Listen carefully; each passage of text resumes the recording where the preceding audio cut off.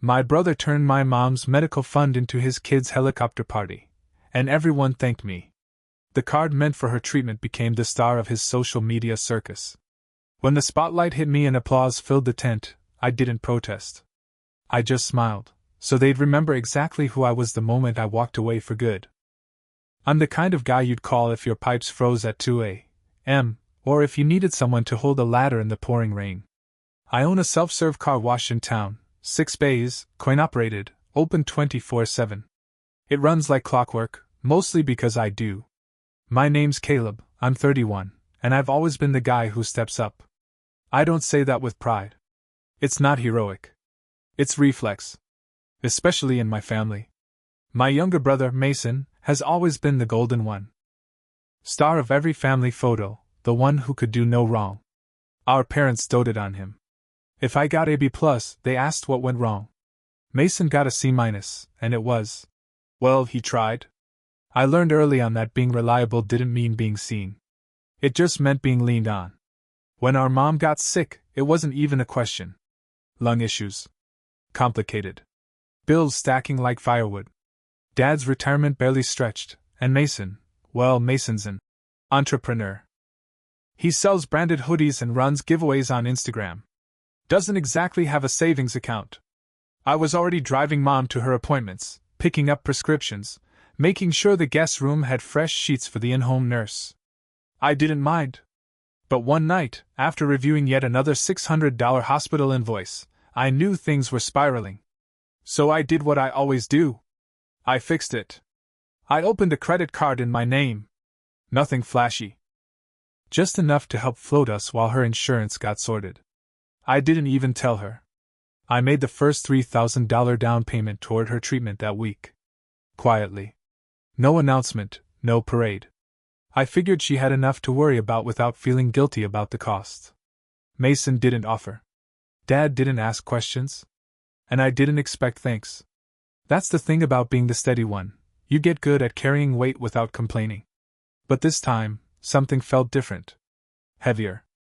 Maybe it was the silence from Mason. Or maybe it was the way Mom kept saying how grateful she was for all of us pulling together, when I was the only one pulling. Still, I told myself it didn't matter. She needed help. I could handle it. I always had. What I didn't know, what I couldn't have guessed, was that the very card I opened to save her would be stolen out from under me, by the people I was trying to protect. And when I found out how they used it, I swear something inside me cracked. Not loud. Not sharp. Just a slow, careful fracture. One I wouldn't ignore this time. It was a Tuesday when I found out. I was at the car wash, elbow deep in a bust-to-change machine, when my phone started buzzing nonstop. Group chat, Mason's kids' B-Day bash party popper, lighting up with videos, photos, comments. I ignored it for a while, figuring it was just the usual family spam. But then I saw the thumbnail. A helicopter. Landing on a rented golf course. At first, I thought it was a joke. A meme. But no, there it was, in 4K glory, Mason's twins, turning 6, stepping out of a helicopter like tiny celebrities. People clapped. A drone filmed overhead. And Mason was grinning ear to ear like he'd just landed the moon. I kept watching. Inflatable castles, a custom ice cream truck catered sushi. Someone filmed the dessert table like it was a reality show finale. The caption said the whole thing cost over $14,000. A voice, Mason's, laughed behind the camera. Worth it. Only the best for my girls. My stomach turned. I wasn't invited, but I didn't care about that. What got me was what I saw in the next clip, Mason holding a bank envelope, waving it at the camera. Shout out to Big Bro Caleb for making this possible, he said. Real MVP. Y'all don't even know. I felt the blood drain from my face. That envelope, white with a navy blue stripe, that was the mailer that held the credit card I'd opened. The one I hadn't activated yet. Still sealed. I left it on my dresser for emergencies only. I was sure of it. I drove home on autopilot. Walked into my bedroom. The envelope was gone. Panic twisted in my chest. I checked my account. There it was, $14, $100 charged to the card. Helicopter charter. Catering. Entertainment deposits. All of it. Cleared. I stared at the transaction history like it might suddenly change. It didn't. I called my mom. "Did you see the party?" she asked before I could say anything. Her voice was bright, cheerful, like the weight of the world hadn't been sitting on her chest for months. "Wasn't it amazing?" I asked her if she knew about the card. She paused. Then said, "Mason told me you said it was okay." I sat down. I didn't trust my legs. "I never gave him that card. I never activated it." Another pause. Then softer. "Well, he said you were always helping, and I figured." "You figured what, Mom?" She didn't answer. I couldn't even yell. I felt something in me folding in on itself. Not breaking, just tensing. I couldn't remember the last time someone had asked if I was okay. Not when I drove her to the ER at 2 a.m. Not when I covered the deductible. Not when I missed 3 weeks of work handling her discharge. I didn't scream. I didn't curse. I just said, "Okay." That Friday, I showed up to the party. Clean shirt, no expression. People shook my hand. Said how generous I was. Mason slapped my back and called me Captain Save-A-Lot. Everyone thought I was the hero. I smiled for the camera. Because this time, I wanted everyone to see exactly what I looked like before I walked away. The party was ridiculous. There were themed stations for slime, sand art, and custom perfume making for toddlers. A balloon arch taller than my car framed a step-and-repeat banner with Mason's logo, his brand, dead center, like this was a product launch instead of a 6-year-old's birthday. I stood near the edge of the crowd with a paper plate of untouched cake. People kept approaching me, other parents, old neighbors, even one of Mason's college friends who hugged me like I was a long-lost savior. "You're the brother, right? Man, Mason said you funded the whole thing. Respect." Not a lot of people would step up like that. I smiled. Nodded. Said, "Yeah, it's something." It wasn't until Mason took the mic, yes, there was a mic, that I knew I had to leave. "Real quick before the kids open gifts," he said, motioning for quiet. "I just want to thank the person who made today possible. My brother Caleb. The guy's got the biggest heart. He's always been the rock in this family." Spotlight. Literally. Someone hit a remote, and the rented light rig turned to find me. I froze. A screen behind Mason lit up with a photo slideshow of us as kids, of me pushing our mom's wheelchair, of Mason holding up the same envelope from earlier, now with, "Thanks Caleb," photoshopped on top. Everyone turned to look at me. I walked away. Out through the back of the tent. Past the ice cream truck. Into the parking lot. I didn't leave the premises. I called my credit card company from the edge of the sidewalk and asked for a full transaction report. When I confirmed my identity, the agent's voice softened like she already knew. "I can lock the card now," she offered. "Would you like to report it stolen?" I stared out at the bounce house, where Mason's twins were laughing so hard they couldn't stand up straight. "Yes," I said. "It was used without my permission." That night, I met with my mother and Mason at her house. He was lounging on the couch, wearing a branded tracksuit, tapping through Instagram stories. She sat at the kitchen table, small and tired-looking, but not sorry. "You really had to make a thing out of this?" Mason asked when I brought up the card. "I told her you wouldn't mind." "You didn't ask," I said. He rolled his eyes. "You're always so dramatic." I turned to my mom. "Did you know the card hadn't been activated yet?" She hesitated. "I assumed it was one of those pre-approved things." "It wasn't. I opened it for your hospital costs." That changed her face. Just for a second. "I didn't know that." "You didn't ask," I said, echoing Mason. Then I pulled out a piece of paper. I had printed out a breakdown of every charge. Helicopter. Catering. Theme tents. DJ. T-shirts. I drew a line through everything that wasn't medical. "I'll pay this," I said, tapping the top line, the original $3,000 I spent on her treatment. "Not the rest." Mason started arguing, but I cut him off. "If either of you tries to use that card again, I'll file a police report for fraud." "That's not a threat, it's a fact." They both stared at me like I'd grown another head. "You're turning on us." my mom whispered. No, I said. I'm finally turning toward myself. After that night, I didn't hear from them for a while. No texts. No calls. No. Let's talk about this. It was like someone had turned down the volume on my life, and I realized how loud they'd always been. I put my phone on Do Not Disturb. Deleted myself from the group chat. I didn't block them, not yet, but I stopped answering. When I got home from work, I didn't collapse into exhaustion anymore. I had energy. I had space. The first thing I did was file a formal dispute for the helicopter charge. The bank's fraud team opened an investigation, and within 2 weeks, I got a call. The rep confirmed that the card had been activated after the charges were already made. Unusual behavior, she said. Very clear case of unauthorized use. They reversed the full amount except for the $3,000 I'd spent on the hospital. That call felt like oxygen. The silence didn't last, of course. Mason started posting vague jabs on his story, clips of fake crying, captions like, "Some people forget where they came from." My dad left me a 5-minute voicemail rant about family loyalty and how I'd embarrassed them by involving outsiders. But my mom, she surprised me. She came by one afternoon with a manila folder full of receipts and appointment schedules. She looked older than she had even a few weeks ago. Like something had been peeled back. "I want to get ahead of the bills this time," she said softly. "If you'll still help." I nodded.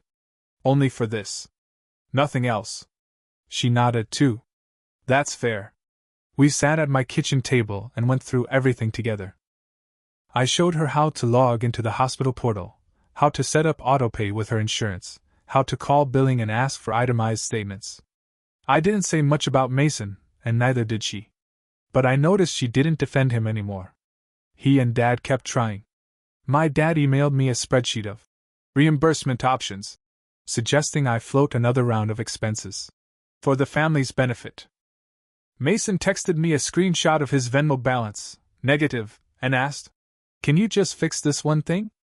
I'll pay you back." I didn't reply. I didn't need to argue anymore. I wasn't playing that game. Instead, I went for long walks in the mornings. I started going to the gym again. I rewatched old movies without being interrupted by a phone call asking me to drop off supplies or check someone's mail or drive someone's kid. One night, I caught myself laughing, alone, genuinely, for the first time in years. That was the moment I realized I wasn't just taking space. I was building a new life inside it. Not out of bitterness. Out of breath. Out of choice. And that choice wasn't loud. It wasn't dramatic. It was calm. Like the sound of a door clicking shut behind you, quiet, final, and completely yours. It was a Tuesday again, just like the day I saw that helicopter video. Strange how ordinary days turn into mile markers. Mason showed up at the car wash unannounced. No entourage, no kids, no branded gear. Just him in a hoodie, hands shoved deep in his pockets, eyes scanning the lot like he was trying to figure out if I'd kick him out. I didn't. I was refilling soap in Bay 4, and I didn't stop. He walked over slowly, like someone approaching a sleeping dog that might bite. "Can we talk?" he asked. I nodded, didn't say anything. He leaned against the wall, watched the suds run down the drain. "So, did you really make me pay the whole thing?" I wiped my hands and looked at him. The card got reversed. Everything but the hospital bill. That's the only part one kept. The rest? Yours now. His jaw twitched. "That's 12 grand I don't have," he said. "I didn't have it either," I replied. "But you spent it anyway." He laughed, dry and bitter. "You really think this makes you better than me?" "No," I said. "It makes me done." He looked at me then, really looked. Like he was seeing someone he didn't recognize. I saw it in his face, that flicker of realization that the old version of me, the one who'd always pick up the pieces, was gone. "You used to care," he muttered. "You used to have our backs." "I did," I said. "But you confused caring with compliance. And I'm not your net anymore." He pulled the old card from his wallet, the one he'd taken from my dresser, and held it up like it was evidence. "You still want this back?" "No," I said. "It's cancelled. Doesn't work anymore." He paused, then snapped it in half. Toss the pieces in the trash can by the exit. I hope you feel good about this, he said. I don't, I told him honestly. But I feel clear. He didn't stay long after that. No hug. No apology. Just walked off like the conversation had drained him. And strangely, I didn't feel triumphant. I felt sad. Not because I missed him, but because I knew he didn't understand what he'd lost. Later that night, my mom texted. Just a simple message. Thank you for holding the line. I stared at it for a long time. Because that's what it came down to, didn't it? Holding the line between love and sacrifice. Between helping and enabling. Between being the family glue and being the floor they kept walking over. I didn't want revenge. I just wanted peace. And peace, I was learning, came from consistency, holding the same line, even when they pushed, even when it hurt, even when they called you cold for doing it. The first time I saw my mom really look at me, not as the fixer, not as the fallback, but just as her son, was in the waiting room of her pulmonologist's office. She sat beside me, fidgeting with the strap of her purse. She looked tired but calmer somehow. I taught her how to check her billing portal, how to call in prescriptions, how to handle the logistics I used to shoulder without question. You know, she said, not looking at me, I used to tell people you were dependable. But I never asked what it was costing you. I didn't respond right away. I wasn't sure she expected me to. She added, I should have said no to him more often. Should have told him to grow up instead of handing him the keys to everything. I nodded slowly. We all played our roles. That was the difference now. I wasn't looking for an apology to patch over the past. I wasn't waiting for her to take full responsibility. I just needed her to see the pattern. To name it.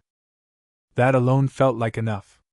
We started doing her errands together, real errands this time. Not me running the show while she watched, but both of us shoulder to shoulder. At first, it felt awkward. But then it felt like relief. She even started asking me questions. Little ones. Like, do you have time? Or, is that okay? Things I never heard growing up. Mason and my dad never really adjusted. My dad sent a long text about how families used to stick together, how kids these days were selfish and dramatic. I muted the thread. Mason posted a video about fake loyalty, with a caption about snakes in your circle. I didn't reply. They wanted noise. I gave them silence. Instead, I focused on building a life that wasn't centered around rescuing people. I updated my budget and added a new line item, joy. That meant small things, good coffee, new socks, dinner with friends I'd neglected while I was too busy saving everyone else. I started seeing someone, slowly, quietly. She asked me once what my family was like. Complicated, I said. But I'm learning how to leave what hurts and keep what matters. That's the thing about closure. People think it's a door slamming, a dramatic speech, a final confrontation. But it's not. It's a quiet pattern you repeat. Saying no kindly. Saying yes carefully. Giving help without handing over your peace. I didn't get a medal for walking away. No one clapped. The people who used to praise me for being so good now called me selfish. But I got something better. I got my life back. And this time, I'm not giving it away for free.